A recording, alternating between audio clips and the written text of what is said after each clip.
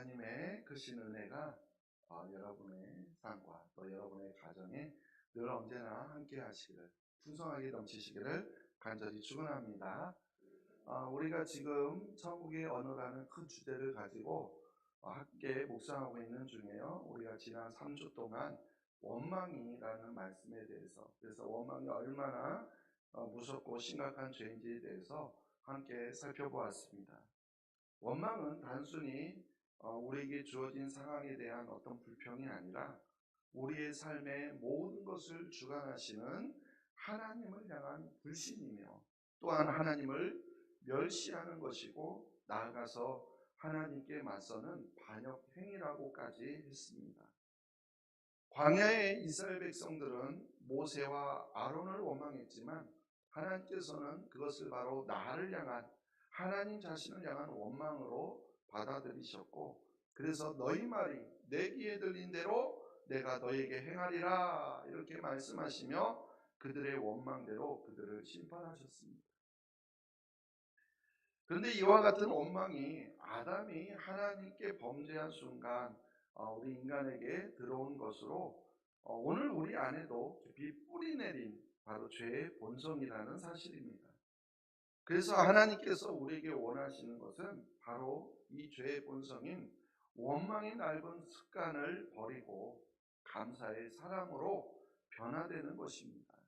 그래서 오늘 말씀도 이제 마지막으로 이 원망이라는 주제를 한 번 더 살펴보면서 우리가 어떻게 하면 이 무서운 죄, 이 원망이라는 죄의 근원을 뽑아버리고, 그래서 하나님께서 기뻐하시는 감사의 삶을 살아갈 수 있는지에 대해서 우리가 함께 나누고자 합니다. 우리가 지난주에 나누었던 말씀 중에요, 출애굽기 16장에 이스라엘 백성들은 애굽에서 나온 지 한 달이 지났을 때 먹을 것이 없어서, 배고파서 먹을 것이 없어서 모세와 아론을 원망하는 장면을 우리가 살펴보았었습니다. 모세와 아론을 원망한 것이 누구를 원망한 것이라고요? 하나님을 원망한 것이고, 그것은 곧 하나님을 불신한 것이며 또 하나님을 멸시하는 것이며 하나님을 대적하는 것이라고 했고요. 그래서 하나님은 그 원망하는 소리를 들으신다라고 하셨습니다. 자, 그런데 여러분, 하나님께서요, 그들의 원망하는 소리를 듣고서 어떻게 해주셨는지 아십니까? 분명 그들의 그 원망은 방금 말한 것처럼 하나님을 원망하는 것이고 하나님을 불신하는 것이라고 그들을 그렇게 책망하셨지만, 그러나 놀랍게도요, 그들에게 먹을 양식을 내려주셨다는 사실이에요. 지난주 말씀인데 한번 출애굽기 16장 8절 같이 읽어볼게요. 모세가 또 이르되 여호와께서 저녁에는 너희에게 고기를 주어 먹이시고 아침에는 떡으로 배불리시리니 이는 여호와께서 자기를 향하여 너희가 원망하는 그 말을 들으셨음이라. 우리가 누구냐? 너희의 원망은 우리를 향하여 함이 아니요 여호와를 향하여 함이로다. 아멘. 그들이 광야에 머물고 있는 동안 그들이 굶어 죽지 않도록 진주의 지면에 아침에 이슬이 마른 후에 작고 둥글며 서리 같은 것으로 양식을 내려 주셨습니다. 자, 그러나 우리가 이것을 오해하시면 안 돼요. 원망했기 때문에 하나님께서 그 원망한 내용을 듣고 들어주신 것이다, 그렇게 보면 안 된다라는 거예요. 왜냐하면 사실 광야에서 40년이라는 기간 동안 여러분 어떻게 사람이 먹지 않고 살아갈 수 있겠습니까? 그러니까 사실은요, 하나님께서 이미 그들에게 주시려고 준비하셨던 것인데, 그러나 하나님께서 주시기도 전에 그들이 배고픈 걸 참지 못하고 원망했다라는 거예요. 그리고요, 또 사실 원망하지 않고서도 배가 고프면 하나님께 얼마든지 양식을 달라고 간구할 수 있는 거 아닙니까? 아무튼 하나님께서는 이렇게 출애굽한 이스라엘 백성들에게 광야에서 있던 40년 동안을 먹을 수 있는 양식을 주셨어요.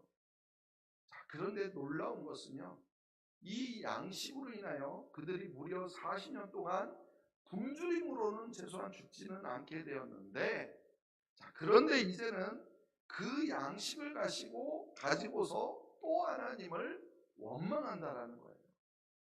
원망해서 양식을 줬는데 그 또 양식을 갖고 원망을 해요. 자, 성경은 이 양식에 대한 이스라엘 백성들의 평가를 세 가지로 기록하고 있습니다. 자, 먼저 출애굽기 지금 16장 말씀이죠. 16장을 보면 이스라엘 백성들이요, 처음 이 양식을 보았을 때 만나라고 부르며 놀라워하며 감탄했습니다. 여러분, 만나라는 그 이름의 뜻은요, 이것이 무엇이냐, 바로 그런 뜻이에요. 만나가 뭐라고요? 이것이 무엇이냐라는 뜻이에요. 그러니까 단순히 묻는 게 아니라 정말로 놀랍다, 감격을 표현하는 감탄사였어요. 즉 놀라움과 감격에서 나온 말입니다. 그만큼 그들은요, 이렇게 처음 만나를 보았을 때 놀라운 감격을 느꼈다는 거예요. 그리고 그들이 그 만나를 처음 먹었을 때 그들은요, 만나를 꿀 섞은 과자 같다, 이렇게 표현합니다. 한번 출애굽기 16장 31절 같이 읽어볼게요. 이스라엘 족속이 그 이름을 만나라였으며 가시같이 익고 맛은 꿀 섞은 과자 같았더라. 아멘. 꿀은요, 달고 맛있는 음식으로, 성경에서 말하는 꿀은 가장 맛있는 것을 표현할 때 사용합니다. 그래서 만나를 꿀 섞은 과자라고 표현한 것은 만나가 정말로 맛있고 좋은 음식이다라는 것을 말하는 거예요. 자, 그런데 시간이 지나면서 만나에 대한 그들의 평가가 달라집니다. 민수기 11장 8절을 보니까 만나를 그들이 뭐라고 말하냐면 기름 섞은 과자 맛이다, 이렇게 말해요. 한번 읽어볼게요. 백성이 돌아다니며 그것을 거두어 맷돌에 갈기도 하며 절구에 찢기도 하고 가마에 삶기도 하여 과자를 만들었으니 그 맛이 기름 섞은 과자 맛 같았더라. 처음에는요, 꿀 섞은 과자였던 만나가 이제는 뭐로 바뀌었어요? 기름 섞은 과자로 바뀌었어요.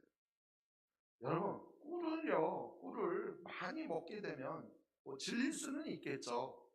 그러나 그렇다고 해서요, 꿀맛이 기름맛으로 바뀌는 것은 아니라는 거예요. 그만큼 그들의 마음이 이제는 만나가 싫어졌다는 것을 의미하는 것이죠. 자, 그렇다고 해도요, 기름 섞은 맛으로 표현한다는 것은요, 그들이 마치 애굽에 살았을 때가 더 좋았다, 그렇게 거짓말을 말하는 것처럼 마찬가지 이것도 거짓되고 과장된 표현이라는 거예요. 자, 그런데 나중에는요, 민수기 21장을 가서 보면 이 만나를 뭐라고 하냐면은 하찮은 음식이다, 이렇게 표현하면서 직접적으로 그 음식을 싫어한다라고까지 말합니다. 민수기 21장 5절 읽어볼게요. 백성이 하나님과 모세를 향하여 원망하되 어찌하여 우리를 애굽에서 인도해내어 이 광야에서 죽게 하는가? 이곳에는 먹을 것도 없고 물도 없도다. 우리 마음이 이 하찮은 음식을 싫어하노라 하매. 처음에는 이것이 무엇이냐 감격하여서 꿀 섞은 과자라고 했던 만나가 나중에는 기름 섞은 과자가 되고 결국에는 하찮은 음식이 되고 말았습니다. 근데 여러분, 이 만나 자체는요, 객관적으로 변하지 않는 똑같은 맛은 변하지 않았어요. 그러니까 만나가 달라진 것이 아니라 뭐가 달라진 거예요? 만나를 먹는 사람이 달라진 거예요. 즉 만나를 먹는 사람의 마음이 변한 거예요. 변한 거. 근데 우리가 또 이렇게 생각해 볼 수가 있어요. 한 음식만 계속해서 먹으면 아무리 좋아하는 음식이라 해도 질리잖아요. 그잖아요. 그러니까 이들이 만나를 40년 동안 먹으니까 얼마나 질리겠어. 그러니까 불평할 수 있을 거야, 이렇게 생각할지 모르겠습니다. 근데 여러분요, 이 만나는요, 그들이 살아가기 위한 주식, 바로 주식이라는 사실이에요. 여러분 혹시요 쌀밥이 질리던가요? 쌀밥을 먹다가 질려서 더 이상 쌀밥 못 먹게 사신 분 있나요? 서양 사람들이 빵이 질려서 더 이상 빵을 못 먹겠다고 하는 거 봤습니까? 그러니까 만나의 맛이 변했다거나 만나가 질린 것이 아니라 만나를 먹는 사람들의 마음이 변한 거예요. 바로 여기에서 우리는요 한 가지 중요한 교훈을 발견할 수가 있습니다. 이스라엘 백성들이요 처음 만나를 먹으며 감격했던 거죠. 똑같은 만나인데 처음에는 어땠어요? 감격했어요. 그래서 감사하는 마음을 가질 때는요 그들의 인생이 즐겁고 행복했다라는 거예요. 그런데 원망하기 시작하니까 아무리 좋은 음식도 하찮은 음식으로 느껴지고 그때는요 아무리 좋은 환경이어도 불행하게 느껴진다는 거예요. 만나의 맛이 달라진 게 아니에요. 만나를 먹는 사람의 마음이 달라진 거예요. 바로 이겁니다. 바로 저와 여러분들이요 같은 인생을 살아가도요 감사하는 마음을 가지면 그때는 인생이요 즐겁고 행복하고 재밌어집니다. 그러나 감사하지 않고요 우리가 원망을 하면 인생이요 재미없고 행복하지 못합니다. 아무리 좋은 남편을 두고 아무리 훌륭한 아내를 얻었어도요 그들 향한 원망의 마음이 있다면 그들은요 행복하다고 생각하지 않아요. 원망을 하면 남편과 아내를 즐기지 못하고 짜증을 내며 불평하게 됩니다. 이처럼 감사하지 않는 사람에게는요 아무리 좋은 조건과 환경이 주어져도 행복할 수가 없어요. 감사하지 않는 사람은 아무리 좋은 조건도 행복하지 못하다라는 겁니다. 그러나 감사하는 사람은요 어떤 조건에서도 행복하게 살아갈 수 있어요. 그래서 감사는 우리의 인생을 즐겁게 만들고 행복을 가져다 준다라는 겁니다. 우리는 여기에서 또 하나의 교훈을 발견하게 됩니다. 바로 행복이라는 것은요 감사하는 마음에서 나온다라는 사실이에요. 여러분 아직도 행복이요 돈이나 명예나 성공 같은 것에서 오는 것이라고 생각하십니까? 절대 그렇지 않아요. 아무리 돈이 많아도 아무리 좋은 집에 살아도 아무리 성공했다고 하더라도요 그들 마음에 원망이 있으면요 절대로 행복할 수가 없어요. 하나님께서는 우리가 행복하기를 원하십니다. 하나님은 저와 여러분들이 행복하고 기쁨을 회복하며 성령으로 충만하고 그래서 감사로 충만한 삶을 살기를 원하신다라는 거예요. 우리 모두 정말 감사함으로 행복한 삶을 살아가시기를 간절히 축원합니다. 오늘 본문 마태복음 20장을 보면 포도원 일꾼의 비유가 나옵니다. 포도원 일꾼의 비유는요 예수님께서 천국은 마치 무엇과 같으니 이러한 표현을 통해서 말씀하시면서 바로 천국에 대한 이야기를 비유로 말씀하시는 거예요. 무엇에 대한 비유라고요? 천국이요, 천국. 하나님의 나라, 천국에 대한 비유를 포도원 일꾼의 비유로. 그러니까 이 포도원의 일꾼의 비유는 하나님 나라, 천국에 대한 이야기라는 거예요.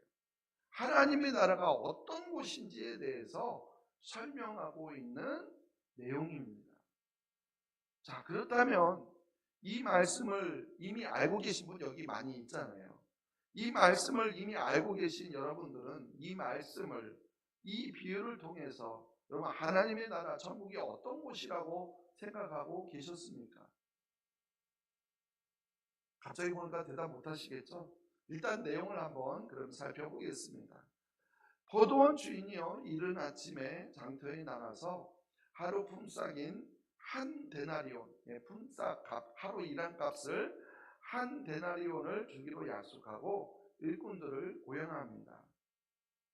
자, 그런데 그 이후에도요 주인은 오전 9시에 또 낮 12시에 또 오후 3시에 심지어 오후 5시에도 6시까지 일할 수 있는데 오후 5시에도 장터에 나가서 일꾼들을 추가로 들여보냅니다. 이제 모든 일이 끝나고 저녁에요. 주인은요 가장 늦게 온 일꾼부터 품삯을 주기 시작합니다. 근데 놀랍게도요 오후 5시에 들어와서 1시간만 일한 사람에게 얼마를 줬냐면 아침에 가장 일찍 들어와서 일한 일꾼에게 약속한 한 데나리온을 바로 그 오후 5시에 일한 사람에게 준 거예요. 그뿐만이 아닙니다. 오후 3시, 낮 12시, 오전 9시 그리고 아침 일찍 왔던 모든 일꾼들에게 모두 다 똑같이 한 데나리온을 준 거예요.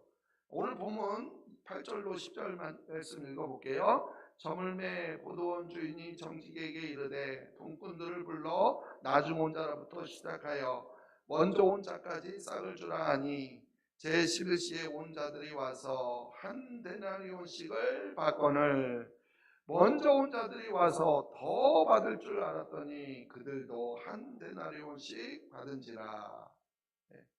더 받을 줄 알았는데 한 데나리온을 받은 거예요. 그래서 여기서 문제가 발생합니다. 아침 일찍부터 와서 온종일 일한 사람들이 바로 이것을 보고 주인을 원망한 거예요. 원망. 우리 원망에 대해서 지금 말씀 살펴보고 있잖아요. 가장 늦게 온 사람도 한 데나리온을 받았는데 왜 가장 먼저 온 자신들은 더 받을 줄 알았는데 자신들도 똑같은 한 데나리온을 줬냐라는 거예요. 그래서 집주인을 원망하며 이렇게 말합니다. 나중에 온 이 사람들은 1시간밖에 일하지 않았는데 종일 수고하고도 일을 견디는 우리와 같게 하였습니다. 한번 읽어볼게요. 11절 12절 받은 후 집주인을 원망하여 이르되 나중 온 이 사람들은 1시간밖에 일하지 아니하였거늘 그들을 종일 수고하며 더위를 견딘 우리와 같게 하였나이다. 아멘. 지금 주인을 뭐 했다고요? 원망했다고요. 원망. 그러니까 아침 일찍 일한 일꾼의 그 말, 그들의 언어는 축복의 언어가 아니라 원망의 말, 원망의 언어예요. 여러분 오히려 상대방이 잘 되기를 바라고 잘 되었을 때 함께 기뻐하는 것, 이것이 천국의 언어 아닙니까? 근데 이 사람들은요 상대방이 잘 되는 것을 보면서 즐거워하지 못하고요 오히려 경쟁하고 시기하고 비교하면서 주인을 원망했다라는 거예요. 그러니까 그들이 집주인을 원망했을 때에는 그들의 마음속에 이미 시기와 질투가 자리 잡고 있었다라는 거예요. 생각해보면 그들이요 처음 약속한 그대로 받은 거잖아요. 처음에 일터에 들어갈 때, 포도원에 들어갈 때 한 데나리온을 받기로 약속하고 들어갔어요. 그 약속 그대로 한 데나리온을 받은 것이기 때문에 손해본 것은 아니에요. 그렇기 때문에 그들은요 오히려 주인에게 이렇게 말했어야 합니다. 주인님 참 잘하셨습니다. 비록 1시간밖에 일하지는 못했지만 저 사람들도 정말 힘겹고 어렵게 살아가는 사람들인데 그들에게도 똑같이 주시다니 참 잘하셨습니다. 주인님은 정말로 좋으신 분이십니다. 여러분 바로 이러한 마음이 우리 그리스도인들이 가져야 할 마음인 줄로 믿습니다. 그리고요 이러한 마음에 바로 천국이 임하는 거예요. 근데 그들은 그렇게 하지 못했어요. 자기 자신들이 그 사람들보다 훨씬 더 많이 일했다는 억울함에 원망이 생겼고 결국 원망하는 그 사람들의 마음속에 시기와 질투가 생긴 것이며 결국에 그들의 마음은 천국이 아닌 지옥을 맛보고 있는 거예요. 이처럼 원망하는 사람들의 마음속에는요 천국이 임하지 않고 오히려 지옥이 임한다는 사실입니다. 그럼 이어서 주인이 뭐라고 말했는지 주인의 대답을 살펴볼게요. 13절은요 먼저 읽어보겠습니다. 주인이 그 중에 한 사람에게 대답하여 이르되 친구여 내가 내게 잘못한 것이 없노라. 네가 나와 한 데나리온의 약속을 하지 아니하였느냐. 너와 약속한 품삯을 한 데나리온을 주었으니 나는 잘못한 것이 없다. 이렇게 대답하는 것이죠. 잘못한 것이 없어요. 약속한 것을 줬어요. 이들이 왜 원망하는 겁니까? 지금 주인을 원망하는 이유는 지금 주인이 잘못했다는 거예요. 주인이 틀렸다라는 거예요. 그러니까 원망이라는 것은 상대방이 잘못했다는 걸 말하는 겁니다. 그래서 상대방을 나쁜 사람으로, 좋지 않은 사람으로 여기는 거예요. 그러나 주인은 지금 잘못한 것이 없다라는 거예요. 계속해서 주인이 이렇게 말합니다. 14절 15절 읽어볼게요. 네 것이나 가지고 가라. 나중에 이 사람에게 너와 같이 주는 것이 내 뜻이니라. 내 것을 가지고 내 뜻대로 할 것이 아니냐. 내가 선함으로 내가 악하게 보느냐. 아멘. 나중에 일한 사람에게도 이렇게 똑같이 주는 것이 내 뜻이라는 거예요. 이게 우리 하나님 아버지의 마음인 줄로 믿습니다. 자, 그러면서 내 것을 가지고 내 뜻대로 하는 것인데 왜 네가 나를 잘못됐다라고 하는 거냐 이렇게 말하는 것이죠. 그러니까 그들의 원망은 어떻게 보면 주인의 권한, 즉 주권에 대한 도전이에요. 주인이요 자신의 소유를 마음대로 사용하는데 근데 마치 그들이요 주인의 것을 자신의 것처럼 행동하며 원망한다라는 것이죠. 이 주인이 마지막 말한 게 뭡니까? 내가 선함으로 내가 악하게 보느냐. 그렇습니다. 원망한 사람은 선한 주인을 어떻게 보는 거예요? 악하게 보는 거예요. 악하게. 이 사람들은 선한 주인의 그 선하심을 보지 못하는 거예요. 어렵고 힘들게 살아가는 사람들을 도와주려고 하는 그런 선한 주인의 마음을 깨닫지 못하고 그냥 자기들이 더 받을 줄 알았는데 받지 못한 그 자신들의 마음을 바라보면서 주인을 악하게 보고 있는 거예요. 그래서 주인을 원망하고 있는 겁니다. 자, 그렇다면 오늘 이 말씀이요 무엇을 말하고자 하는 걸까요? 앞에서 이 말씀이 무엇에 대한 말씀이라고 그랬죠? 1절에서 천국은 마치 즉 천국 하나님 나라에 대한 비유라고 하지 않았습니까? 그렇다면 주님이 이 말씀을 통해서 우리에게 어떤 천국을 지금 알려주시려고 하는 걸까요? 지금 주님께서는요 바로 천국은 원망하는 자의 것이 아니라는 것을 우리에게 말씀하시는 거예요.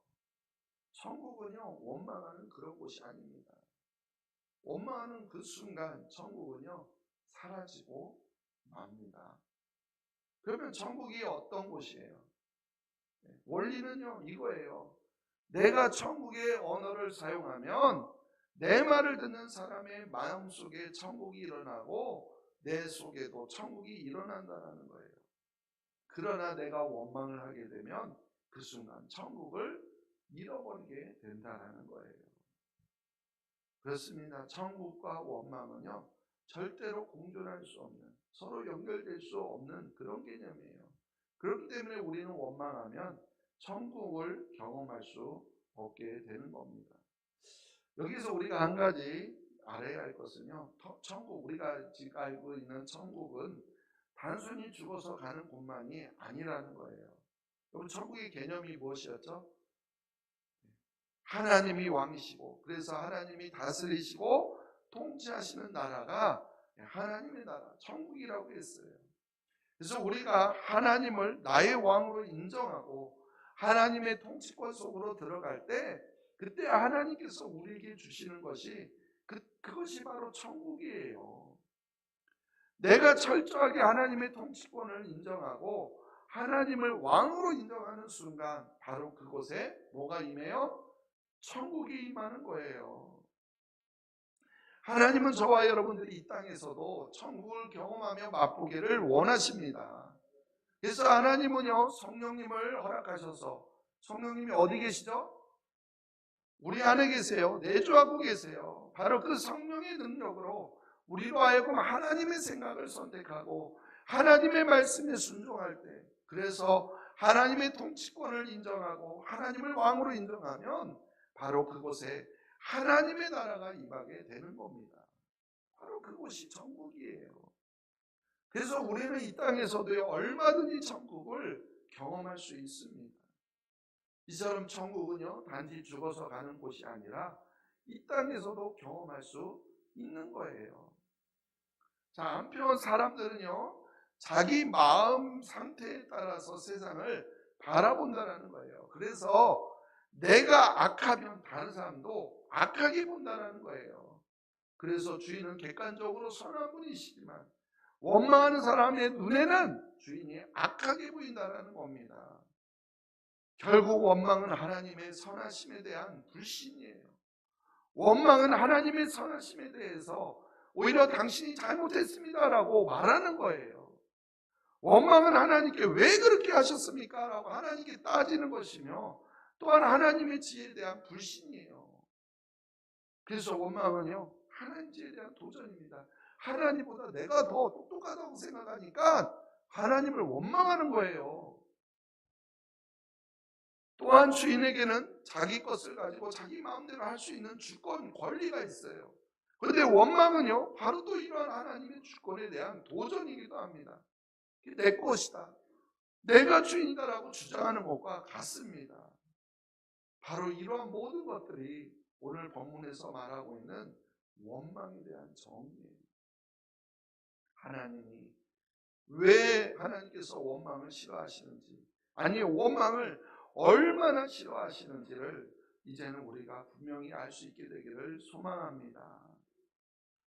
이제 좀 말씀을 마치고자 합니다. 저와 여러분 모두가 구원을 받았다고 하더라도 우리에게는 여전히 죄성이 존재한다라는 사실이에요. 특히 이 원망이라는 죄성이 우리 모두에게 있기 때문에 대부분은요, 감사하기보다는 원망하면서 살아가고 있다라는 겁니다. 뭐 그 증상의 정도는 사람마다 다 차이는 있겠습니다만, 그러나 이 원망이라는 죄에서 자유로운 사람은요, 아무도 없어요. 이처럼 원망은 죄성을 가진 우리 인간에게 나타나는 가장 공통적인 특징으로 우리는요, 모두 하나님을 원망하는데 선수였던 사람들이라는 거예요. 이걸 인정하셔야 돼요. 그런데 이제는 이 원망이 얼마나 무서운 죄인지를 우리가 알아야 한다는 겁니다.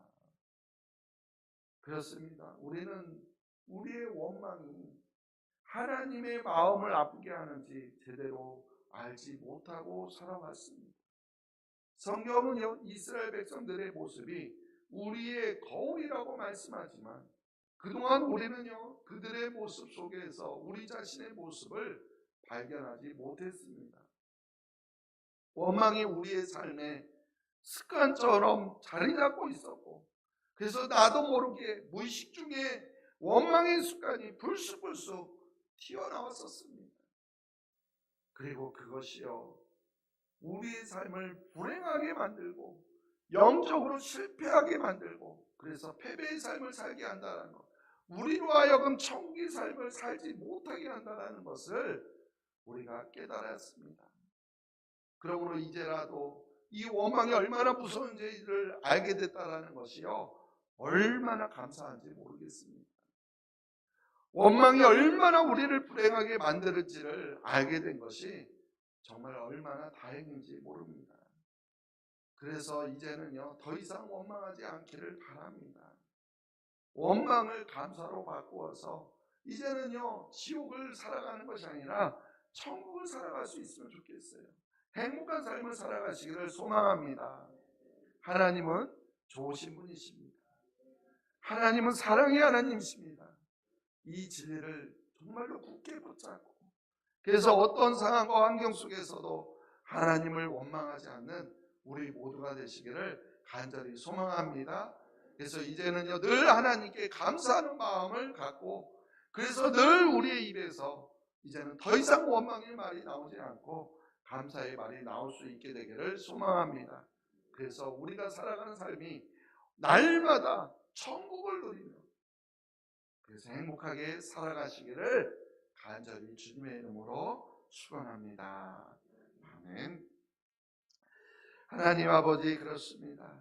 정말 원망이 얼마나 무서운 죄인지, 그런데 그동안 우리의 삶 속에 너무나도 많은 원망들이 불쑥불쑥 튀어나오며 살아왔던 저희들의 모습을 보게 됩니다. 오 주님, 이제는 원망을 하며 지옥 같은 삶을 살아가는 우리의 모습이 아니라 이제는 하나님 앞에 감사함으로 우리가 행복하며 천국을 살아갈 수 있게 되기를 소망합니다. 무엇보다도 그 원망이 하나님 앞에 엄청난 죄라는 사실을, 하나님 불신하며 하나님을 멸시하며 하나님을 반역하는 행위라는 것을 깨닫고 우리 안에 모든 원망을 철저히 제거하여서 이제는 하나님 앞에 감사하며 살아갈 수 있는 우리 모두가 되어서 우리가 살아가는 그곳에 늘 천국을 경험하며 행복하게 살아가는 우리 모두가 되게 하여 주시옵소서. 감사하며 예수님의 이름으로 기도합나이다.